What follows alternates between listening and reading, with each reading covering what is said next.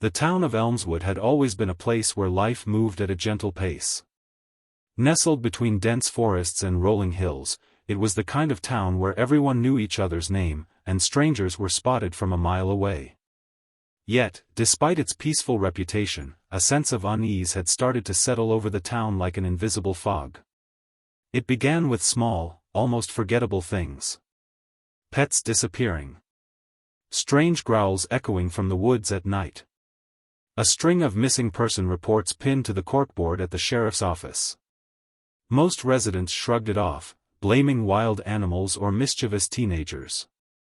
But a few, like Sheriff Daniel Hayes, knew better than to ignore patterns when they formed. On a cloudy afternoon, Daniel sat at his desk, flipping through reports, each more unsettling than the last.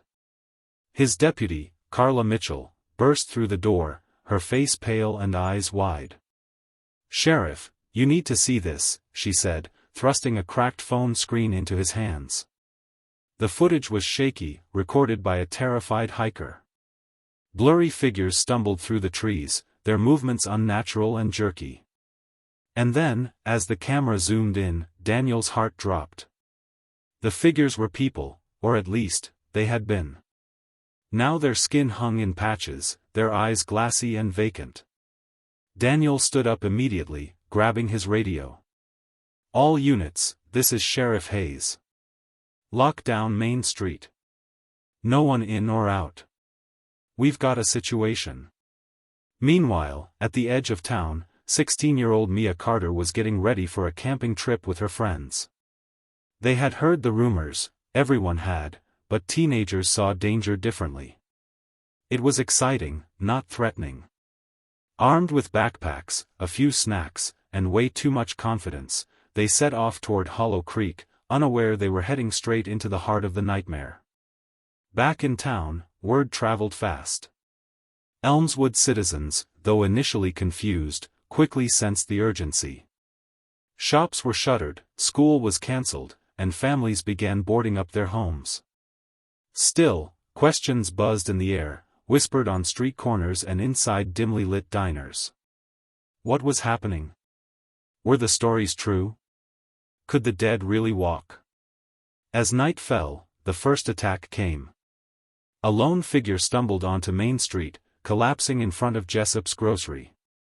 A few brave souls rushed forward, thinking he needed help, but when he lifted his head, it was clear help was not what he sought.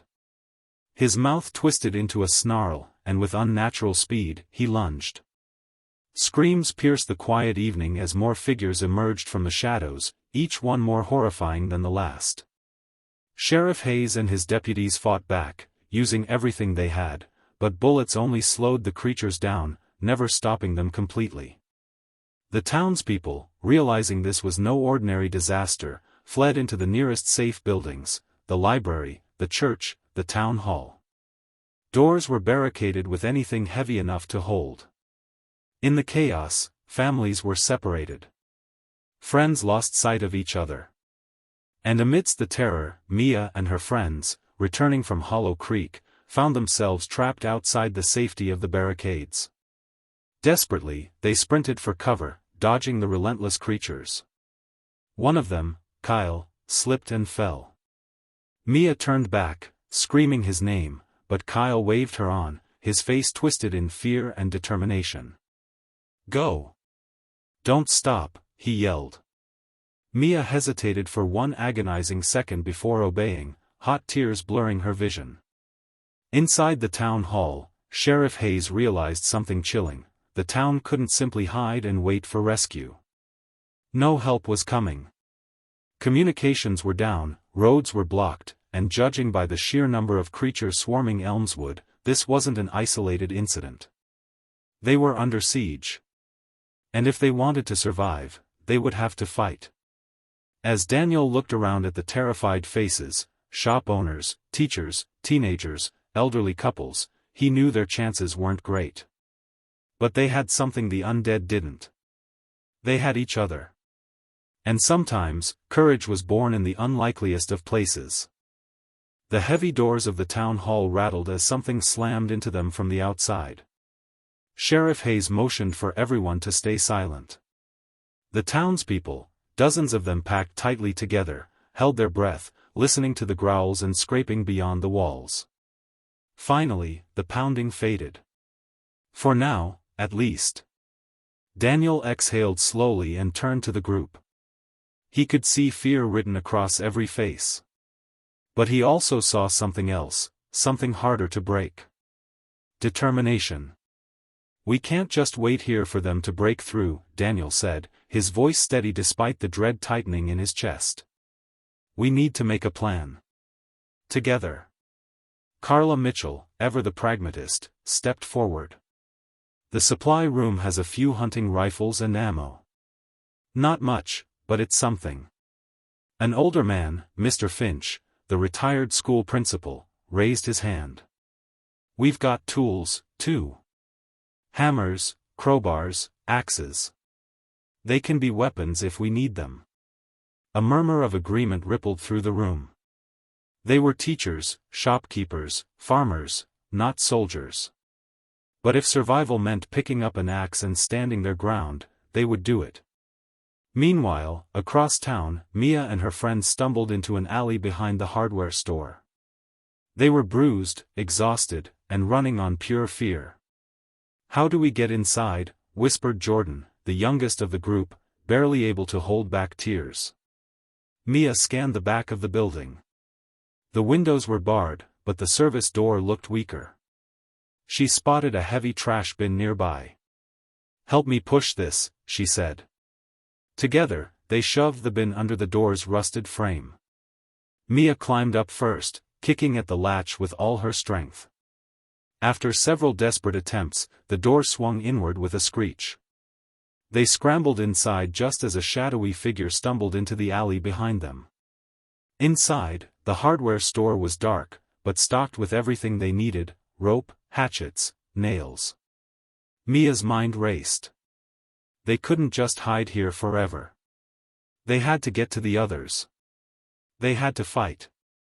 Back at the town hall, Daniel divided the townspeople into small groups: defenders, scouts, and a few runners to find supplies. They would fortify the building first, then work on a longer-term plan to drive the creatures out of Elmswood. "We're not just surviving," he said, locking eyes with the frightened but fierce crowd. "We're taking our town back."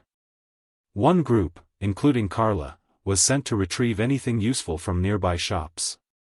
The library across the street, abandoned during the first attack, was their first target. Under the cover of darkness, Carla's group sprinted toward the library. The streets were eerily quiet, but every shadow seemed to breathe, and every gust of wind felt like a hand reaching out to grab them. Inside the library, dust motes floated in the moonlight. They moved quickly, stacking tables and chairs near the entrance. Carla snatched up a fire axe from the emergency station and tossed makeshift weapons to the others. Just as they were about to leave, a noise from the children's section froze them in place, a soft, dragging sound. A figure emerged, slow and twitching, its lifeless eyes fixed on them. "Move!" Carla shouted. They fled back toward the town hall, the creature's screeches drawing more of its kind from the surrounding streets. Dozens of figures emerged from alleys and buildings, their footsteps growing into a terrifying stampede. Inside the town hall, Daniel saw the approaching mob and braced the doors. "They're coming!" Carla screamed, diving through the doorway as the barricade slammed shut behind her. The undead surrounded the building, pounding against the walls and windows with relentless force. The townspeople pushed back, using anything they could: bookcases, tables, even a broken piano, to hold the doors firm. Elmswood was no longer a sleepy little town. It had become a battleground. And every soul inside the town hall knew, the night had only just begun. The pounding on the town hall walls didn't stop. If anything, it grew fiercer with every passing minute. Wood splintered. Glass shattered. But somehow, the barricades held, for now. Inside, tension clawed at every heart. Some wept quietly. Others sat silently, gripping makeshift weapons and staring at the doors. Sheriff Hayes knew they couldn't survive another night like this. Something had to change. "We need a real plan," Daniel said, gathering the few who still had clear heads: Carla, Mr. Finch, the McKenna brothers who ran the lumberyard, and a handful of others willing to fight. "We're sitting ducks here. We can't stay boxed up," Carla agreed, her face grim. "If they break through, it'll be over." A low voice spoke up from the back, Lydia Grant, the schoolteacher. "There's the factory," she said. "Old Braverton Canning. It's got thick walls, steel doors. If we can get there, we might be able to hold out longer, maybe even fight back properly." Daniel considered it. The factory was half a mile away, not an easy distance with the streets crawling with the undead. But it was their best shot. He nodded. "We move at dawn." Meanwhile, across town at the hardware store, Mia and her friends huddled in a storage room, listening to the moans echoing outside. They had managed to board up the entrances, but the creatures were persistent, scratching and thudding against the walls. "We can't stay here," whispered Jordan. "They'll get in eventually." Mia tightened her grip on the hatchet she had found. "We're going to the town hall," she said. "We find the others. We fight." "How are we supposed to get past all of them?" asked Leah, voice trembling. Mia didn't have an answer. Not yet. But she wasn't about to give up, not after losing Kyle, not after everything they had already been through. She peered out the small back window. Most of the creatures seemed to be moving toward the town center, drawn by the noise and light. The path behind them, though risky, looked less crowded. "This is our chance," she said. "We move quietly. We stick together. No matter what." With hearts hammering in their chests, they slipped out the back and into the misty pre-dawn air. At the town hall, preparations for the evacuation were already underway. Supplies were divided into backpacks. People were assigned groups, each led by someone who could fight or, at the very least, think fast under pressure. Daniel looked around at the makeshift army he had assembled. Fear was still in their eyes, but it was no longer paralyzing. It had hardened into something stronger. Hope. "We stay quiet. We stay together. We get to the factory and lock it down," Daniel said. "Anyone who can't fight, stay in the middle. Protect each other." As dawn's gray light crept over Elmswood, the doors were unbarred. Carefully, the townspeople slipped out into the streets, their breath misting in the cold air. Shadows shifted around them. Every alley and abandoned car could hide danger. Halfway to the factory, the first scream tore through the silence.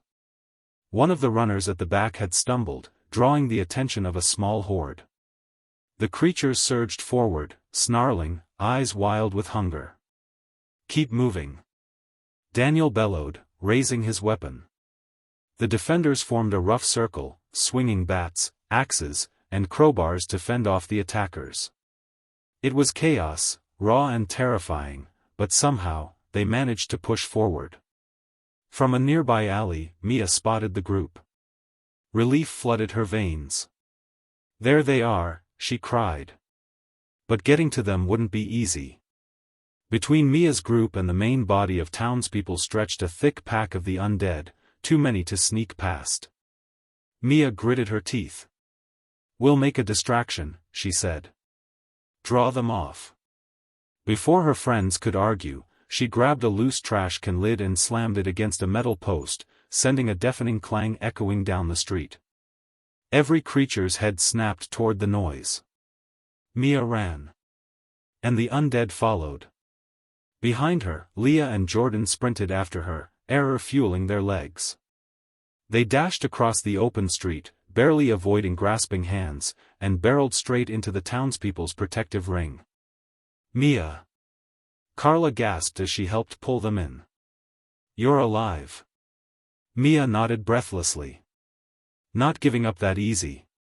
Together now, they fought as one, forcing their way toward the factory gates, one desperate step at a time. The heavy gates of the Braverton canning factory loomed ahead, rusted but solid, a fortress compared to anything else in Elmswood. Daniel and Sheriff Hayes led the battered group across the final stretch of broken road, the horde snarling at their backs. "Get that gate open, now!" Daniel shouted. 2 townsmen, the McKenna brothers, rushed forward. Their tools clanged against the lock, desperate hands pulling and prying at the rusted chains. Behind them, the defenders swung their weapons wildly, barely keeping the creatures at bay. Finally, with a metallic shriek, the gate gave way. "Inside!" Carla yelled. One by one, the townspeople flooded through the opening.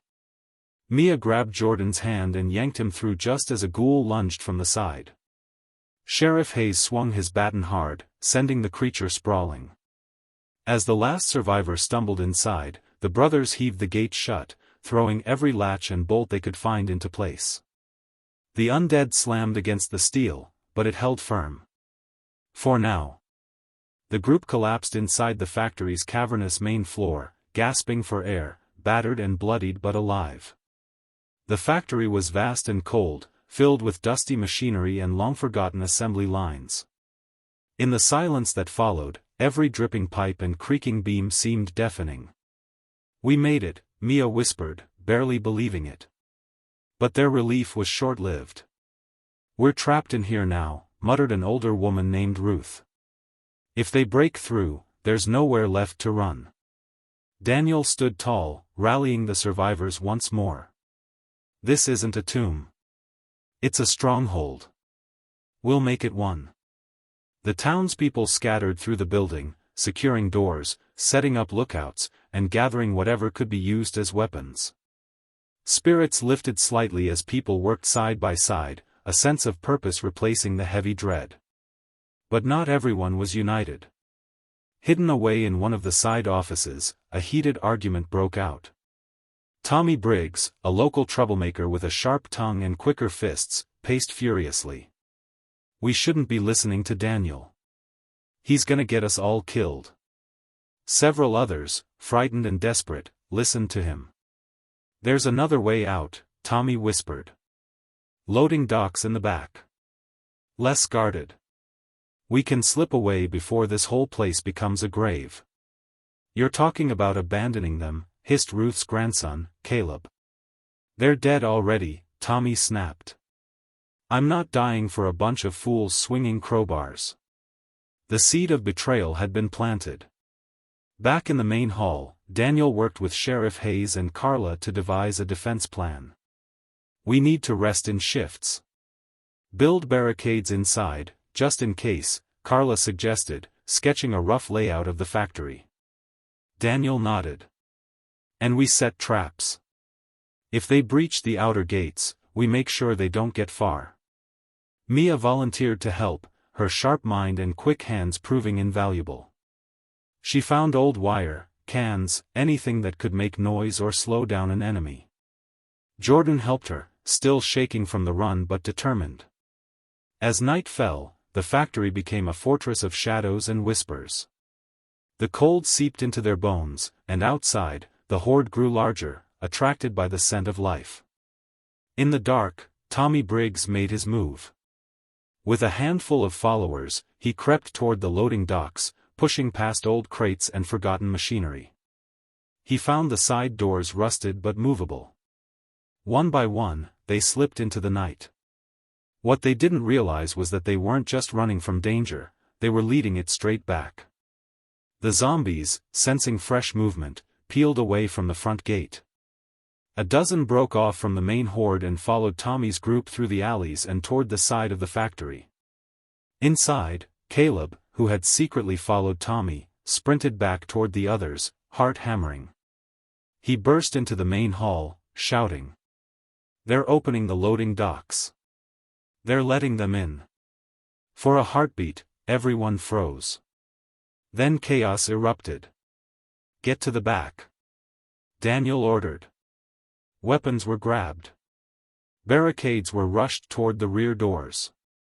The survivors who had just started to believe in hope now faced a nightmare of their own making. Outside, Tommy realized too late that the creatures were faster, hungrier, and smarter than he had feared. His scream was the first of many. Inside, as the pounding began again, this time from a side they hadn't fortified, Daniel tightened his grip on his axe. The battle for Elmswood wasn't over. It was only just beginning. The factory shuddered as the side doors groaned under the weight of the undead pressing against them. Inside, Daniel barked orders over the chaos. Move the crates. Block every inch. The townspeople scrambled to obey, dragging heavy pallets and broken machinery across the loading bay doors. Every bang and screech from outside rattled their nerves, but nobody ran, not this time. Caleb, still panting from his sprint, pointed toward a thin maintenance hallway leading away from the docks. They'll find a way in if we don't seal that, too. Mia grabbed an old shelving unit and, with Jordan's help, toppled it across the corridor. It wasn't perfect, but it would slow the creatures down, buy them a few more precious minutes. Then the first hand punched through the rotten wood of the dock door. A gnarled, claw-like hand, fingers twitching, desperate for living flesh. Daniel didn't hesitate. Archers, ready. Among the survivors, a few had salvaged crossbows and old hunting bows from the sporting goods store before retreating. They raised their weapons now, trembling but determined. As the door burst open, arrows flew. 2 zombies crumpled immediately, but more pushed past, snarling and clawing. The defenders rushed to meet them. Mia swung her hatchet, dodging the grasp of a thin, wide-eyed creature that looked like it had once been a teenager. Jordan smashed another with a metal pipe, his arms shaking but strong. Sheriff Hayes led a small squad to seal the breach. They fought fiercely, gritting their teeth, refusing to give an inch. Tommy Briggs' betrayal had almost doomed them all, but the town wasn't giving up. Carla shouted from the balcony above. Oil drums. Get them ready. Earlier, they had found a stash of old oil barrels near the maintenance shed. Now, in desperation, they rolled them toward the loading dock. Sheriff Hayes lit a torch, his eyes hard with resolve. As the undead pushed further in, he tossed the torch. With a roar, flames erupted across the loading dock, forming a wall of fire between the survivors and the invading horde. The creatures screeched and stumbled back, some consumed by the hungry blaze.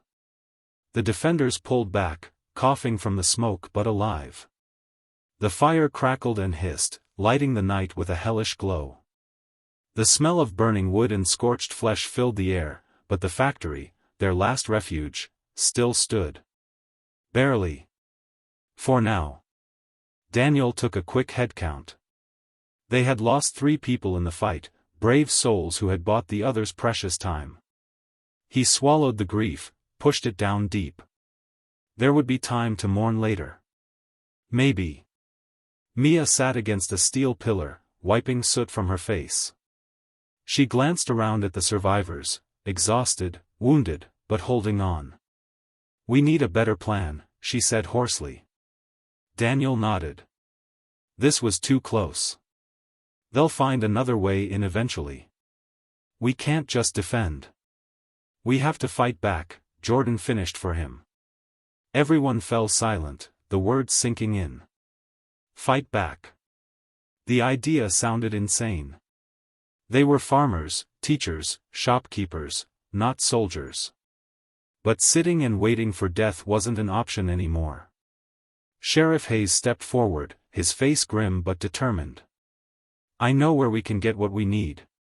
The National Guard Armory, out on Route 9.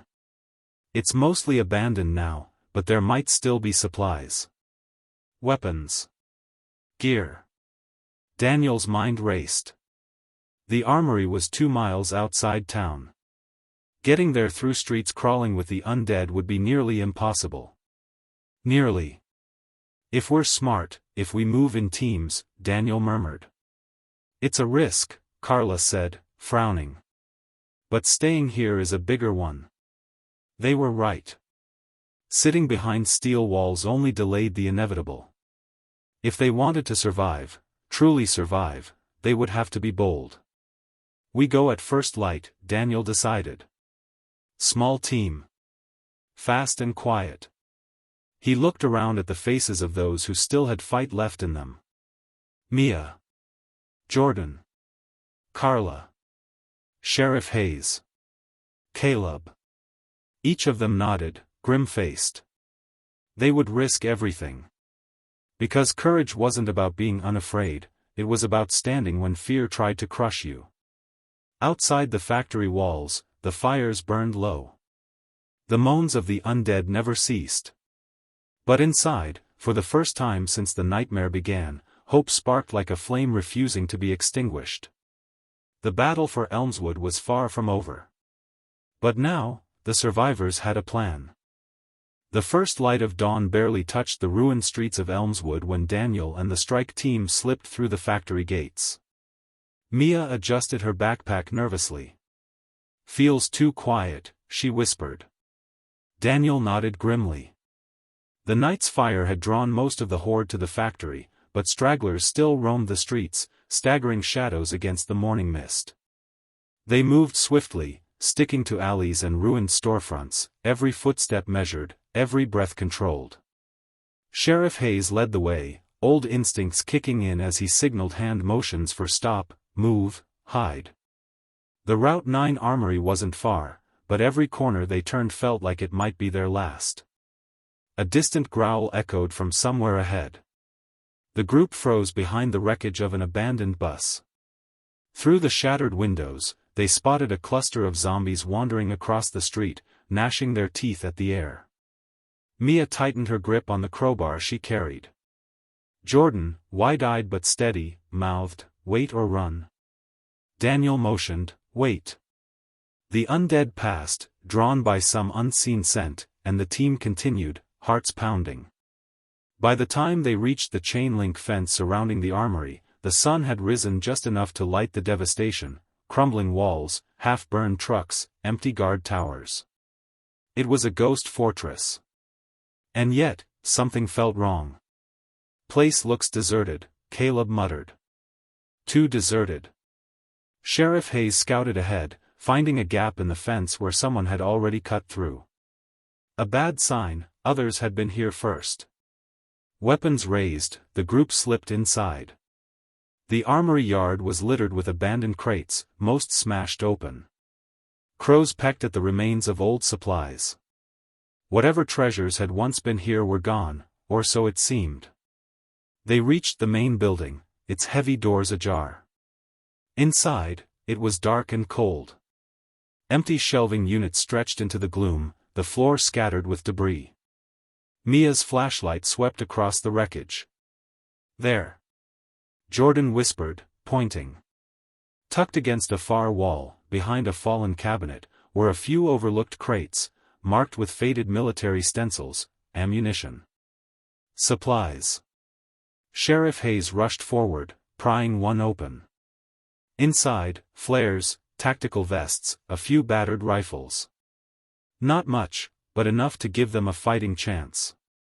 As they hurriedly gathered the supplies, a loud crash echoed from deeper inside the building. Everyone froze.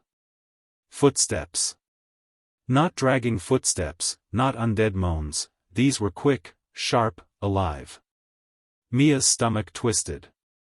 "We're not alone." From the shadows, a figure emerged, lean, wild-eyed, clutching a blood-stained wrench. Behind him, others appeared, a gang of desperate survivors who had claimed the armory as their own. "Drop the gear," the leader growled, voice rough as gravel. "And maybe we'll let you walk out." Daniel stepped forward slowly, hands raised but voice firm. "We don't want to fight. We just need supplies. Enough for our people to survive." The gang leader sneered. "You think survival's free?" Around him, the other scavengers tightened their grips on makeshift weapons. Tension crackled in the air. Daniel's mind raced. A fight here could be disastrous, the noise would draw every zombie within miles. But giving up the supplies meant condemning the town to certain doom. He glanced at Sheriff Hayes, who gave a tiny nod. Time to gamble. Mia whispered under her breath, clutching a flare in one hand. Daniel stalled, pretending to hesitate. Then, with lightning speed, Mia lit the flare and hurled it into a pile of broken chairs near the entrance. A blinding flash, a roar of flame. The scavengers stumbled back, coughing and shielding their eyes. "Move!" Daniel shouted. The team bolted, snatching what supplies they could carry. Sheriff Hayes fired a warning shot into the air, the sharp crack shattering the tension, and the scavengers dove for cover. Chaos erupted. The survivors sprinted across the armory yard, scaling the fence just as the first guttural howls answered the gunfire. The undead were coming, fast. Hearts hammering, lungs burning, they tore through the streets, racing back toward the factory. Behind them, the first of the scavengers' screams echoed in the morning light, swallowed quickly by the growls of the horde. Mia stumbled once, but Jordan grabbed her arm, dragging her forward. They didn't look back. Couldn't look back. Ahead, the distant silhouette of the factory came into view, its battered walls standing like a beacon of hope. They had the weapons. They had a chance. But survival would demand an even higher price. And Elmswood's deadliest night was still to come. The factory gates slammed shut behind them, but the feeling of safety was fleeting. Inside, the survivors had barely begun to catch their breath before the shouts began. "Get those weapons ready!" Daniel barked, slinging the rifle over his shoulder. The armory raid had been a desperate success, but it had come at a price. They'd barely escaped with their lives, and now the town was bracing for what came next. Outside, the sound of distant footsteps echoed from all directions. The zombies had followed them, drawn by the gunfire and the chaos. Their growls and moans blended into an overwhelming chorus of death. Daniel gathered the survivors, those who had made it back, around the central hub of the factory floor. It was time for a plan. Mia wiped the sweat from her forehead, trying to steady her breath. "How long do we have?" "We don't know," Daniel admitted. "But we'll need every minute we can get." The barricades had been reinforced during the night, but Daniel knew it wouldn't be enough. The undead were relentless, and there were more of them than they had ammunition. Their best chance at survival was not only to outlast the siege but to make sure they gave their attackers the fight of their lives. Sheriff Hayes joined him, his face grim. "We can't stay in here forever. We need a distraction, something to draw the horde away from the front." "Any ideas?" Daniel asked, turning to face him. "I've got a couple," Hayes replied, pulling a map of the factory's interior from his jacket. "But it's risky. We'll have to divide the group." Mia spoke up, her voice calm but determined. "We don't have a choice. Whatever we do, we need to make sure that when we fight together." Daniel nodded. He knew she was right. Their strength lay in unity, but it could also be their downfall if they weren't careful. "We'll split into two teams," Daniel decided. "One group stays here to defend the front lines. The other will set traps around the perimeter, create a diversion, and lead the undead into a trap." Caleb, still clutching his crossbow, gave a nervous nod. "Trap them, but how?" "We have oil cans, makeshift Molotovs, and enough firepower to create a deadly bottleneck," Daniel said, his gaze steady. "If we time it right, we can draw them into the open and burn them all." "Sounds like a plan," Jordan said with a tight smile. But there was no mistaking the fear behind his words. The plan was bold. It was their best shot. But there was no certainty, no guarantee. As they organized into two teams, Daniel could sense the weight of the situation bearing down on everyone. Fear lingered in the air, but there was something else too, resolve. They weren't going down without a fight. Outside, the first of the undead reached the factory gates, clawing at the reinforced doors.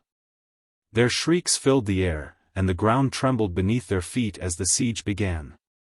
Daniel's team was ready. They'd set the traps, fortified the main entrances, and positioned themselves in key positions. But as they settled into their places, something else began to feel off. Carla, who had been stationed at one of the outer barricades, came rushing back to the central group. Her face was pale. "It's Tommy," she gasped. "He's gone. He opened the gate. He's let them in." Gasps of disbelief echoed through the room. Daniel's stomach churned. Tommy had been part of the team that had initially held the barricades. He was one of the ones who had helped reinforce the doors. How could he have betrayed them? "There's no time to wonder why," Mia said, her voice tight. "We need to act now." The reality of their situation crashed down on them. Tommy had opened the gates for the zombies, and now the creatures were flooding in. There was no time to save the town. No time to prepare. "We hold the line here," Daniel ordered, his voice unwavering despite the chaos inside him. "We can't let them breach the inner core of the factory. If we lose this position, we lose everything." The siege began in full force. From every direction, the undead swarmed in.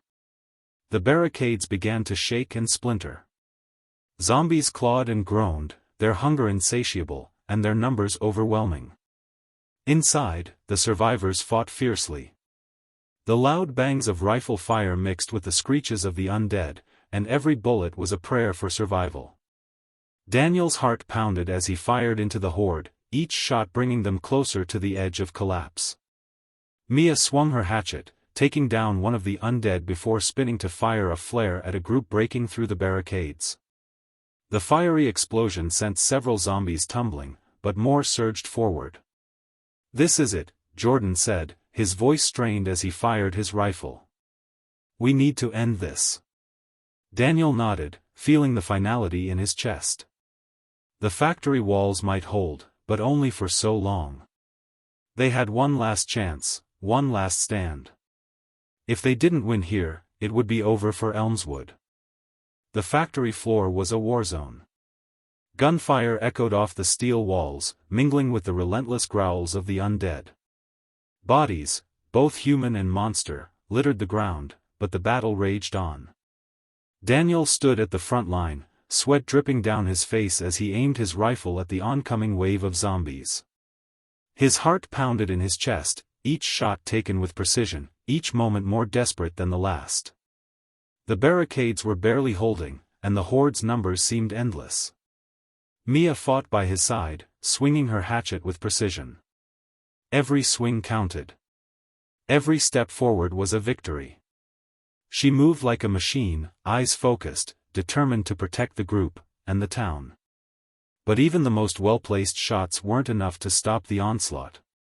"Hold them back," Sheriff Hayes shouted as he fired a pistol into the mob. "We can't let them breach the core."